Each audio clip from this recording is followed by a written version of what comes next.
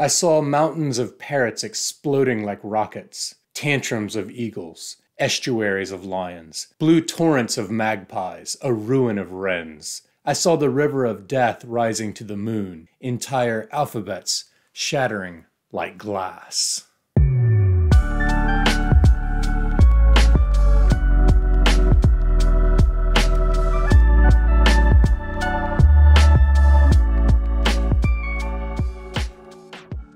Hey everybody, thank you so much for watching Leaf by Leaf. Today we are talking about the great Rikki Ducornet, her latest, The Plotinus, by Coffee House Press. This is a beautiful little book at a mere 70 pages. Once again, Ducornet shows us that length isn't everything in terms of intensity and beauty and emotion and movement. In fact, this is part of Coffee House Press's NVLA series, and it says that the NVLA, which to me says novella, series is an artistic playground where authors challenge and broaden the outer edges of storytelling. Each novella illuminates the capacious and often overlooked space of possibilities between short stories and novels. This one is all the more striking because there are these beautiful cyanotype illustrations from Michael Eastman that adorn the pages throughout. And all of the ink in the interior of the book is set in cyanotype against a nice creamy paper. Along with her previous publication from Coffee House Press, Traffic, this one is also a dystopian vision of a far-flung future. People have left the earth, apparently in many different ways, including those who have the means to do so, such as Elon Musk and the boys. They've gone to Mars and have colonized Mars, and now we're in a situation back here on Earth for those unfortunates and have-nots, where we can get news feeds to hear about life on Mars. But robots, including the Plotinus, sort of govern humanity. And one day the character decides to take a walk and they get immediately captured and imprisoned in this space, this room that they refer to as a closet. And it's very, very dark in there. And the character is all alone except for robots that stop by to give very meager means and some conversation.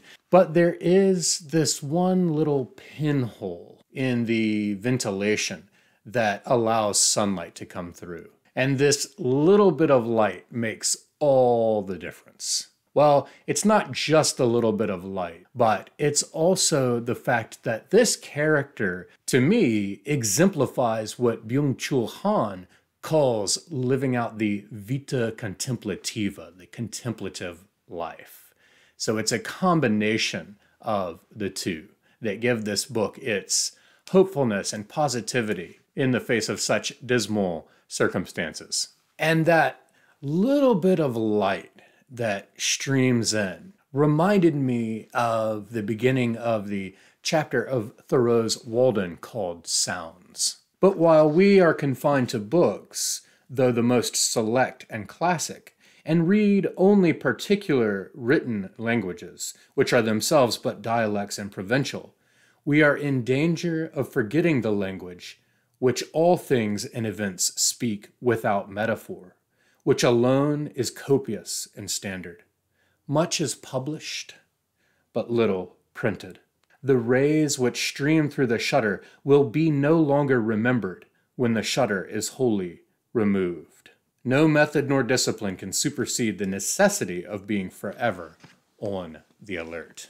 In other words, part of the contemplative life, the vita contemplativa that Thoreau would certainly approve and certainly exemplified in his lifetime and left behind for us in his writings, puts us on the alert to recognize and commune with nature, with things that aren't artificial. And so the thrust of the plot is simply this character's time there imprisoned in this dark closet with this little pinprick of light coming through, and then a bee and eventually bees, as in the buzzing animal.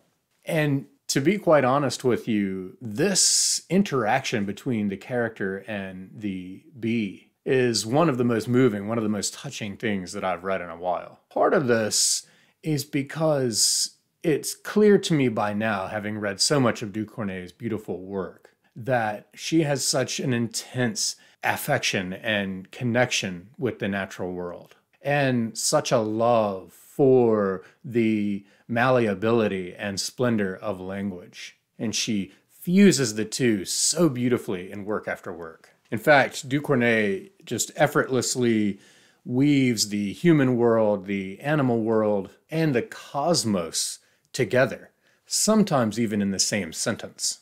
Like the cold white moon, my scars provide a key to a vast cosmical system that, once unraveled, will reveal that like a painted turtle, my body provides a map that leads directly to the throne of memory. The way that the character tends to this bee that enters the closet reminds me of some of Annie Dillard's great writing, great observations of small animal life. And having just recently read Anne Carson's Wrong Norma, wherein there are these passages about a human and a crow interacting, there's definitely a kinship there. And what's so interesting is that most of the epiphanies for our character in this book come through this observation and contemplation, this communing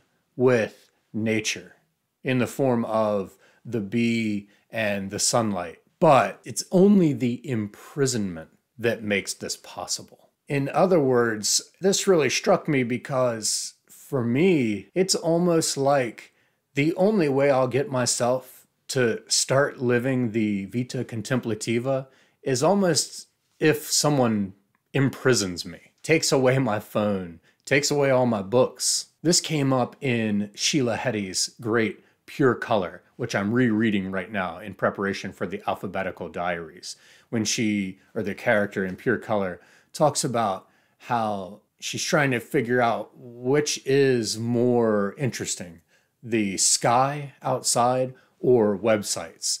And then she says, well, based on, observation of my own actions, clearly I believe websites to be better because I spend all my time looking at them instead of up at the sky. But it's a reminder of just how far we've come from the Thoreaus of the world, from the Emily Dickinsons of the world. If I had a twig, I said, a small twig sporting maybe a leaf or two, well then, a moment dreaming, and it would contain all the splendors, the raptures, and the mysteries of the world.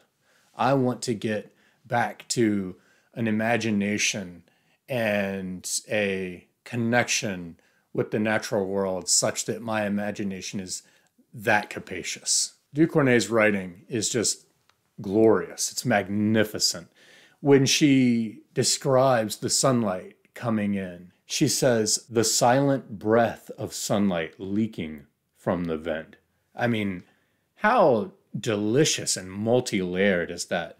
We get silent and then breath, and then ascribing that to sunlight, and then saying that it's leaking. She says, I remained on my knees forever and a day, or so it seemed, as still as a body can be, doubled over just as a rock that has been tested by fire folds upon itself, just as the brain forming within its bone is the child of enfoldment. A sky studded with dead planets will once again be hung with mirrors. Beauty informs the vast universe with grace and with intention, he said. Worlds are in harmonious conversations with one another. The stars are ecstatic realms, each one a well-trimmed lamp, giving off a steady light, quivering in the vastness of everlasting possibility. At one point towards the end, she says, when I listen to the music the hornets make with their wings, I ascertain that they are in accordance with one another. And that made me think about another interjection by Anne Carson in Wrong Norma. She says, Is it George Eliot who says that if we could pay enough attention to the world to hear the grass grow and the squirrel's heartbeat, we would die of the roar of it? No, I looked it up. She says, die of that roar which lies on the other side of silence. It is known that our moon and sun are by nature wanderers, yet choose to stay near us, as they know we need the light to withstand the terrible rigors of loneliness. To withstand the terrible rigors of loneliness and solitude, we need the light that nature gives us. And to withstand the terrible, loud silence that George Eliot referred to, we need to achieve the vita contemplativa such that we can hear the grass grow and hear the music of a hornet's wings. Once again, Ducornet knocks it out of the park. She can't miss. She is able to compress so much into so little, such that we get a highly concentrated performance of language, imagination, and the triumph of bringing the two together over anything we can face in this world or in our far-flung future when talking with robots just won't quite cut it. Please check out The Plotinus by Rikki Ducornet, out from Coffee House Press.